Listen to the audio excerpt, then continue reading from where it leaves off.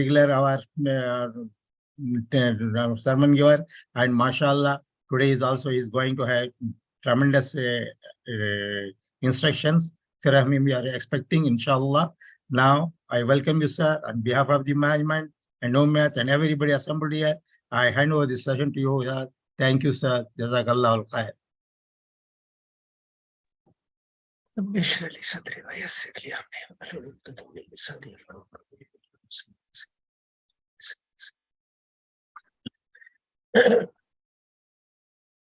Assalamu alaikum wa rahmatullahi wa barakatuh. Is my voice audible? Is my voice audible? Yes, sir. Audible. Okay, very good. So we'll continue the process where we had left off last Saturday. Yes, sir. Please, sir. Right. And we were talking about educators' KPIs, teachers' KPIs, key performance indicators, indicators which should be taken into consideration by the teachers themselves for their enhancement, for their improvement, as well as indicators, key performance indicators, the parameters of evaluation that those who are in charge should be cognizant of, should take care about. And we had discussed last about attention span, whether the teacher takes care of the attention span, is cognizant of the attention span of the students, because the students have a limited attention span. And the students cannot keep on receiving information if there is a pure monologue in the classroom. There has to be an engagement and interaction. Only then the attention can be sustained of the students by the teacher.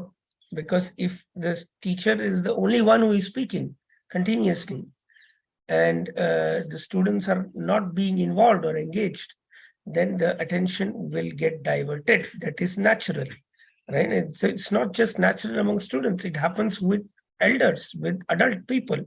If we are sitting in a seminar and for 2 hours someone is speaking continuously and there is no interaction, there is no engagement, even adults will get distracted. That is natural.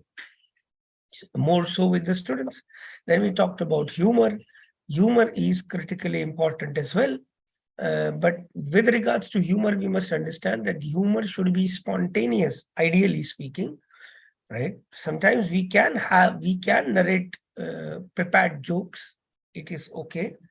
But ideally speaking, the best form of humor is that humor which is spontaneous, that humor which emanates from presence of mind, right? The circumstances evolve in your classroom and you end up speaking something which is humorous. That is the best form of humor, right? Which is an unplanned form of humor, right? But we must, when we are talking about humor, we must take into consideration the fact that humor should be calibrated.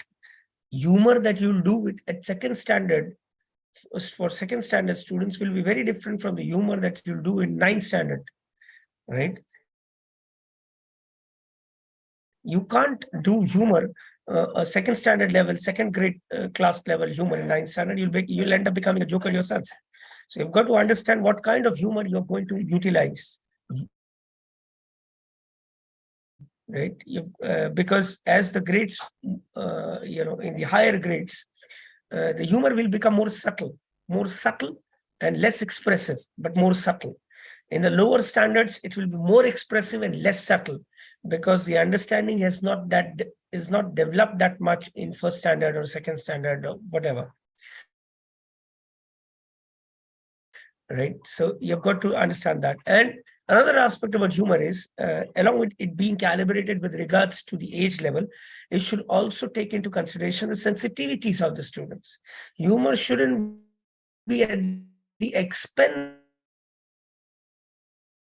of anybody getting pointed out as such, specifically in a manner in which the student gets insulted, right? So the humor should be such which should involve everybody without insulting or embarrassing anybody. Humor should not be at the cost of anybody else. Another thing that should be taken into cognizance, that should be considered for an effective teacher, is cold calling. Whether the teacher indulges in cold calling or not, this has to be taken into account. Cold calling means whether the teacher connects with students without intimating or informing them. While speaking, while narrating the topic, suddenly she asks any student to answer, suddenly out of the blue, right? Suddenly she asked any students to give out an answer, to pose a question, to get involved, to come outside and write something on the board. So the student is not expecting, and you suddenly point out the student, right? Or cold calling can also be, there is another form of cold calling, wherein you are just using the name of the child, like for an instance, you're saying, say Akbar has gone off in the sense he's physically present and mentally absent. He has lost concentration. He's no longer paying attention. So while speaking, while delivering your content, you can say for an instance, an object, if you're teaching, say, reflection of light, an object is placed at what do we call 5 centimeters from the pole of the curvature of the concave mirror, right? For an example, right? So instead of saying an object is placed, you'll say, now say for an instance, Akbar has placed an object at a distance of 5 centimeters from the pole of the curvature of the concave mirror. Now you are actually teaching the content. You are teaching concave mirror and the image formation and reflection of the concave mirror. You just made Akbar place that object while you are teaching. You didn't say, Akbar, pay attention. You didn't say, Akbar, why you are not paying attention. You didn't say, Akbar, get involved, nothing. You just, while you are explaining, you use the word Akbar, the term Akbar, the name Akbar, while teaching, right? You incorporated the name Akbar in the process of explanation itself. You didn't pinpoint Akbar. You don't even need to look at Akbar, right? So Akbar hears his name and Akbar gets back. Mentally he had gone off, he comes back, right? These are techniques. This is just one technique that I told you of classroom management. We have different techniques of classroom management. How you, without, you see, when I teach classroom management, I tell teachers that making students pay attention by telling them to pay attention is the worst way of making them to pay attention. Making them to pay attention should not be by telling them to pay attention. Your approach, your process should be such that automatically they start paying attention, right? That is the, in Urdu they say kala, right? That's the skill of making students pay attention, right? Maybe some other time we will do a module on specifically on the different subtle aspects of classroom management, inshallah. But continuing with this, so this is cold calling, where you grab the attention of the person by either calling out to that boy or the girl, or utilizing the name of the boy or the girl in the as a part of the process of explanation, right? Without even looking at her. Now, these kind of cold calling techniques are important for managing the class effectively. Whether the teacher does these or not is something that has to be taken into consideration, right? Has to be noted whether the teacher does cold calling. Another thing that needs to be looked into with regards to parameters of effective teaching is active listening, whether the teacher does active listening or not. Because many a times teachers tend to speak a lot, but they listen very less, right? So a good effective teacher shouldn't just be an effective speaker, but a good effective teacher should also be an effective listener. So whether the teacher indulges in active listening, whether she pays attention to the students, whether she listens carefully to the answers of the students or listens to the concerns of the students, this is also an important aspect of classroom teaching, right? Another important aspect of classroom teaching is spontaneity, whether the teacher has the skill of being spontaneous, because you're not teaching robots, you're teaching human beings. And when you're teaching human beings, it is only natural that you have got to face situations and circumstances which you had not planned for, right? They are dynamic human beings, they are not robots, right? So you've got to adapt your teaching, adapt your delivery according to the circumstances that evolve in the discussion that is happening in the classroom, during the discussion in the classroom, right? You've got to be spontaneous. You've got to have presence of mind, right? A teacher says something and you have not prepared for it. Say, for an instance, you ask the students, name anything that has wings. And now you are imagining that the students will say crow, the student will say, what do we call, eagle, the student will say pigeon, but the student says a fan. Now that is something that the student has come up with, but the teacher couldn't imagine. The teacher was thinking of birds, and the student says fan. A fan has 3 wings, right? So the students can come up with something which you cannot imagine, right? They can come up with things that is beyond your imagination sometimes, something that you have not planned for. That's what we call as unexpected student response, right? So you've got to be aware of that. You've got to be prepared for that. And you've got to have a degree of spontaneity in the process of your teaching. You've got to have a lot of presence of mind. Another thing that the teacher should be aware of or should utilize is energizers. Energizers are an important component of teaching. She should utilize energizers while teaching. It should not just be a monotonous delivery without activating them. Sometimes make them stand up, say, make them sit down. Do activities, conduct activities within as a part of your teaching, which will energize them. For instance, you say something, like for an example, you say that if you're teaching reflection of light, again, let's take that same example, that, okay, place the hand on your head.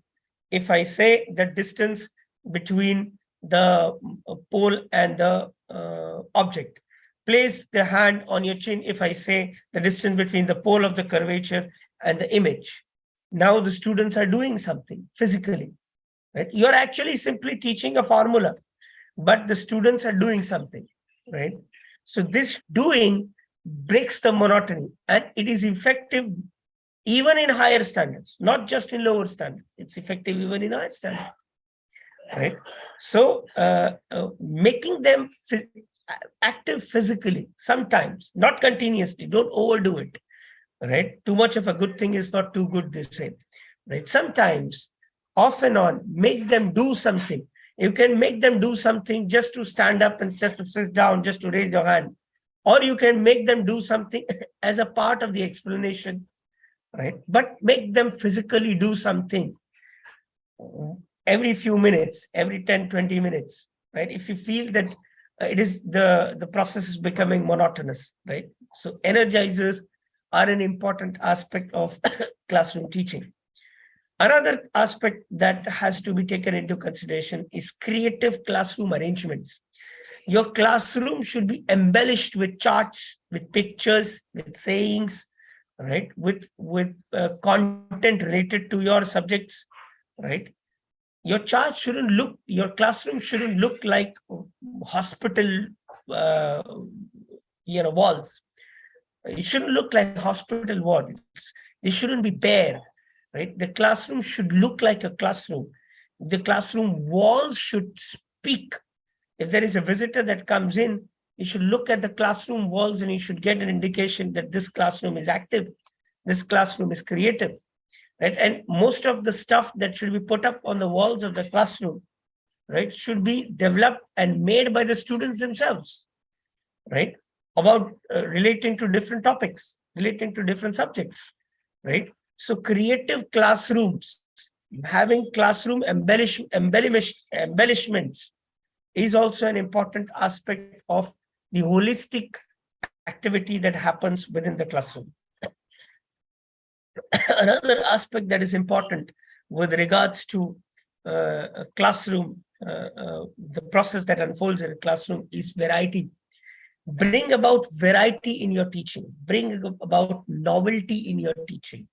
The teacher shouldn't be following the same process, same thing, same tone, same style, same process, same activity, day in and day out, every day, every class, every week. No, don't do that.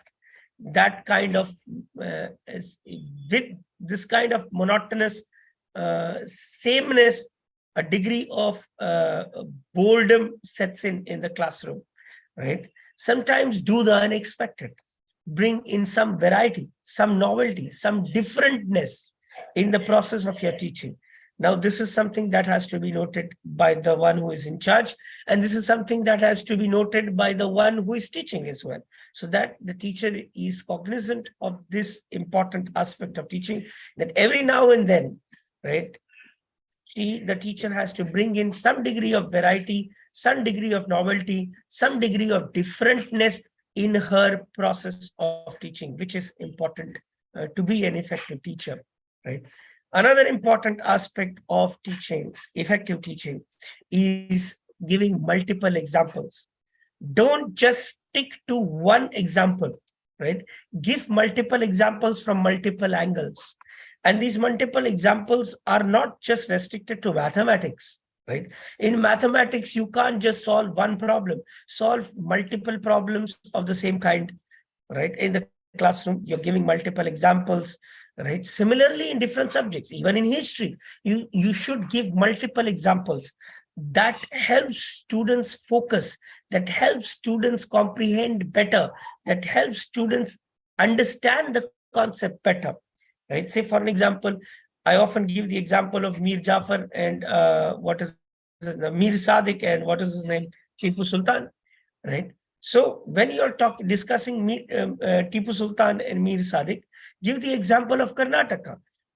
How the government fell in Karnataka, how the government fell in Madhya Pradesh, how the government fell in Maharashtra. Because now, when you're talking about Tipu Sultan, probably the students are in 9th standard. So by the time, the student should be aware about the current affairs, and students should be able to relate with different examples, right? Real life examples, different examples, right? So give different examples to keep them engaged and develop in them a better degree of understanding. Another important aspect is move theory to practice. Don't just talk about theory. You've got to deal with practice, right? Just a moment. I've got an urgent call. I'll just break for a moment.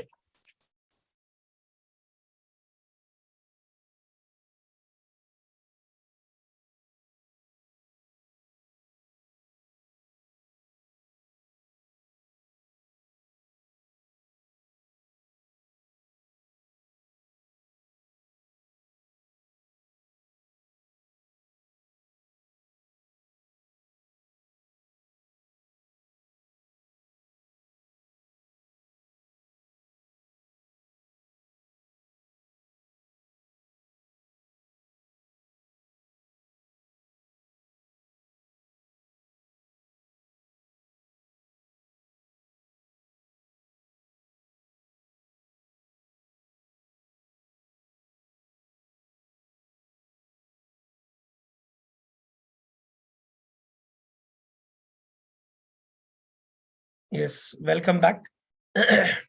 So what I was saying is that move from theory to practice, because only speaking about theory makes the process quite boring. So move from theory to practice, right? Say, for an example, you're teaching about how the vacuum gets generated in a glass when you put a cardboard on top of the glass, right? Now you can speak that out in terms of theory, but bring an actual glass in the classroom, right? Put a cardboard on it and turn the glass over. And when you do something physical in the classroom, such as this, everyone will get attentive. Everyone will pay attention because there is something interesting that is happening in the classroom. So it shouldn't just be theory. You should put it to practice, right? And this is an important aspect of teaching. And it doesn't just happen in science, in every subject.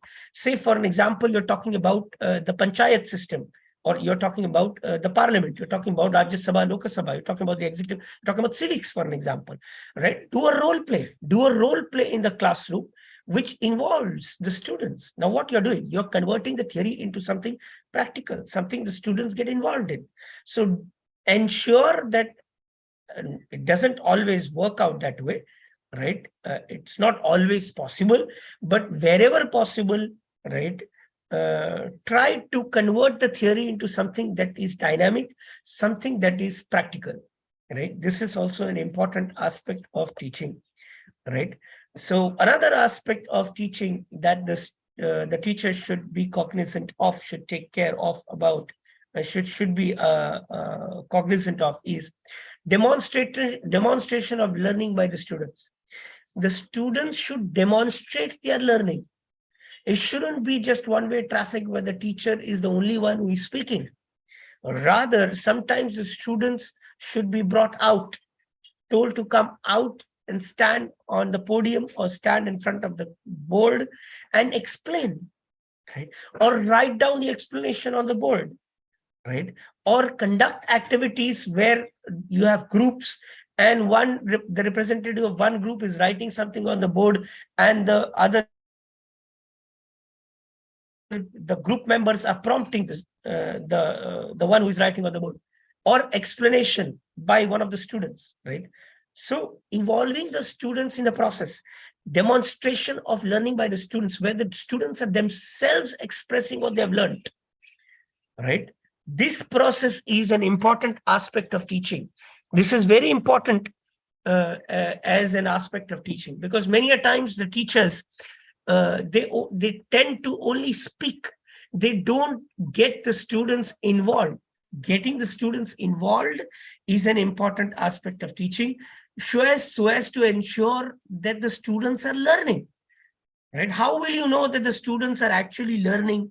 Only when they speak out their learning, only when they express their learning, only when they act out their learning, only when they are involved in the activities that demonstrate their learning, right? So these activities and these expression of understanding by the students intermittently by the conducted by the teacher is an important aspect of the process that unfolds in a classroom.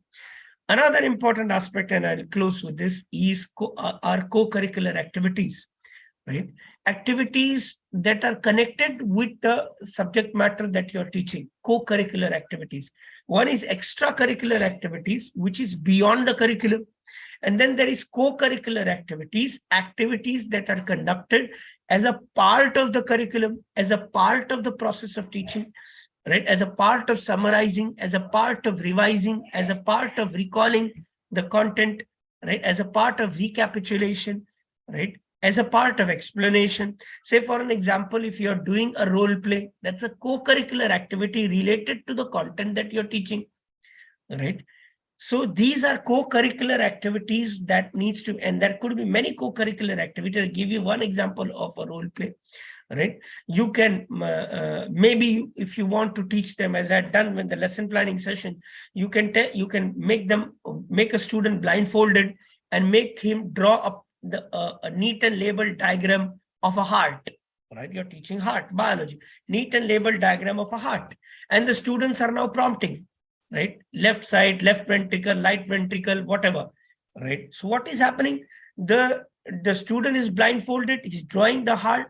There is an activity, there is a buzz in the classroom. The students are enjoying, right? And they are revising the content, revising the diagram of the heart as well, along with the process, right? So I give you an example. There could be many such activities. There could be many such things that the teacher can do in the classroom as a part of the process of explanation of the chapter, or as a part of recapitulation or summarizing of the chapter, right? So conducting co-curricular activities energizes the process, activates the process, enhances the process.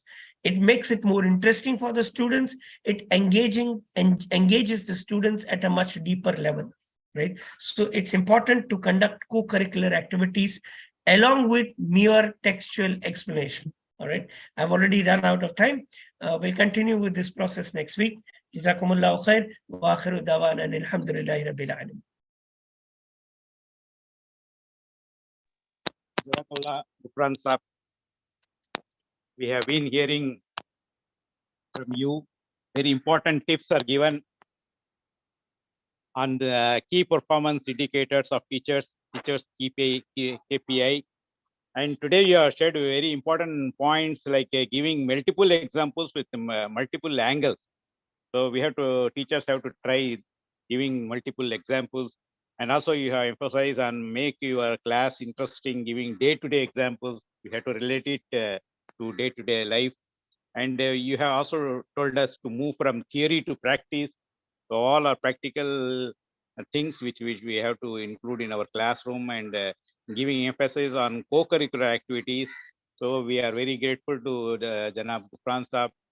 He is a very busy man, always on travel, and he will be in Chennai this week.